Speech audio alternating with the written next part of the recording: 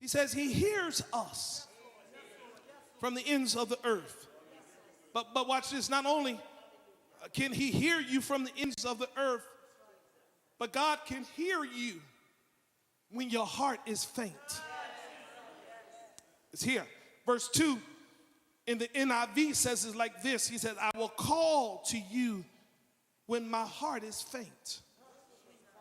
The King James Version translates this, when my heart is overwhelmed. Indeed, there are times when the heart becomes overwhelmed by the circumstances of life. But this is about more than an emotional response to difficult situations.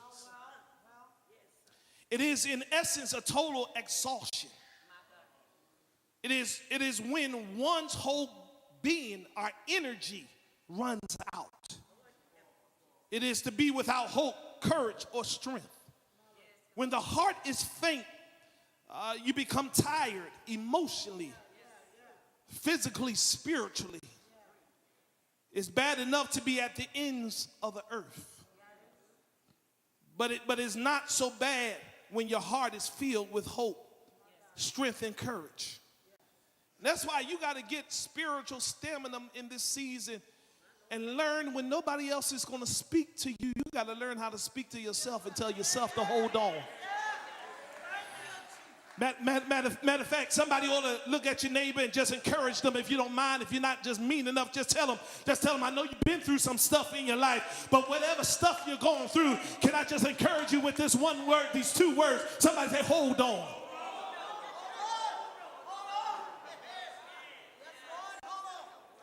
Because when you learn how to hold on in the midst of what you're going through, you're simply telling God that I have enough faith to believe that in spite of what it looks like, that you're still able to do exceedingly and abundantly above all that I can ask or think. When I've learned how to hold on in the midst of my trial, I'm telling God that I still believe that you are a promise keeper. Somebody say, hold on. Here it is. You need to understand that there is protection in the help of God. Verse 2b-3, David uses three awesome pictures to describe how God covers him or how God protects him. He says the first thing he says, God is a rock. For those that sanctified, filled with the Holy Ghost, I could have stopped right there and y'all should have went up and that sermon is that God is a rock. Verse 2 says, he says, lead me to the rock that is higher than I. This prayer request both confesses human inadequacy and affirms divine sufficiency. David needed a rock because he was weak. He is as a shipwrecked sailor in a turbulent sea. He cannot swim to safety. There is no help in sight. His only hope is to get to the rock in which he can hold on to. David also needs the rock not to be at his level, but to be higher than him. Because David, he is small in stature. A water level rock provides no safety. The crashing waves will overwhelm him and wash him back out to the sea. He needs a rock that is higher than he. David further needs to be led to this high rock because his vision is impaired. He cannot see through the storm. He needs an invisible hand to turn the storm, order the waves, and lead him to the high rock. And the question for many may be asking, Brother Pastor, who is this rock? It is God himself. Matter of fact, 22 times in the Psalms, God is called a rock. He is called a rock 3 times in Psalm 62. In Psalm 62, verse 2 and 6, it reads, He only is my rock and my salvation. My fortress, I shall be greatly shaken. In verse 7, he says, on God rests my salvation and my glory, my mighty rock. My refuge is God, rock of our salvation. And, I thank God, this is why I say it often, and I mean to sound like a broken record, but, the new stuff that's out, y'all, that's good. The new song that's out, y'all, a lot of times we like it because it's a good beat and we can rock to it, but I like something with some substance. I like something that tells me who God is. And when I turn to the hymnal, it tells me that my hope is built on nothing less. That Jesus' blood, his righteousness, I dare not trust the sweetest frame, but wholly lean on Jesus. On Christ, the solid rock I stand. All other ground is sinking sand. But in verse 3, David, he gives another reason why he asked God to lead him to the high rock. The first reason is because God had already proven himself to be his refuge.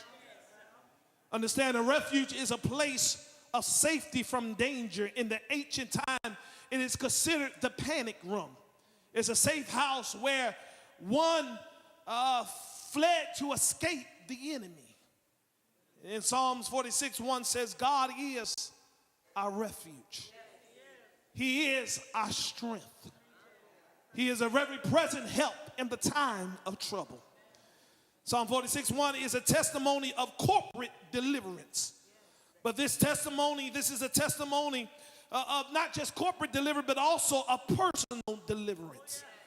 David says, for you have been my refuge. When there was nowhere else to turn, David said, I found a hiding place in God. When it seems that everybody else has abandoned me, I have found a hiding place in God. When it seems that life has turned me upside down, I have found a hiding place in God. That hiding place is considered that God is covering me in the midst of what I'm going through. But not only does he say that he has a hiding place, but he also considers him to be a strong tower. This is the second reason David gives for why he asked God to lead him to the rock. God had been a strong tower against the enemy. Understand, a strong tower serves the same purpose as a refuge. But there is a difference. A refuge is where you turn for safety when the enemy chases you away from a city. But a strong tower is where you turn for safety when the enemy attacks a city. Can I say it again? Y'all didn't catch it. A refuge is where you turn for safety when the enemy chases you away from a place. But a strong tower is where you turn for safety when the enemy actually attacks the city. A strong tower was a place of defense built into a wall of a city. The watchman would stand guard in the strong tower. And when the enemy attacked, the strong tower was a strategic battle station where he could reach the enemy without the enemy reaches you. A refuge was a hiding place for the enemy, but the strong tower was a safe place to fight. That's why in Proverbs chapter 18 verse 10 it says that the name of the Lord is a strong tower. The righteous man runs in and they're safe. I got to take my seat here on today, but somebody ought to look at your neighbor and tell your neighbor, I thank God that he has been a strong tower. I thank him that he's a refuge. But every now and then I praise him for being a strong tower because he keeps me from the hand of the enemy. And if the truth be told, I need to talk to somebody in here that the enemy has caused havoc in your life. Matter of fact, as I told you before, the enemy has a hit out on you. And the reason he has a hit out on you is because the enemy has literally peeked into your future and has seen where God is about to take you. But I need about 5 sanctified folks in the house that can open your mouth and thank God that he has covered you. That when the enemy came in like a flood, the Spirit of the Lord lifted up a standard. When the enemy would to try to destroy me, God began to fight the fiery darts of the enemy. In other words, sometimes he lifts me to a place where he hides me and he protects me so that when the enemy tries to destroy me, God says, hold up, I got enough power in my name to cast out every demon and to cast out every devil. You better start using the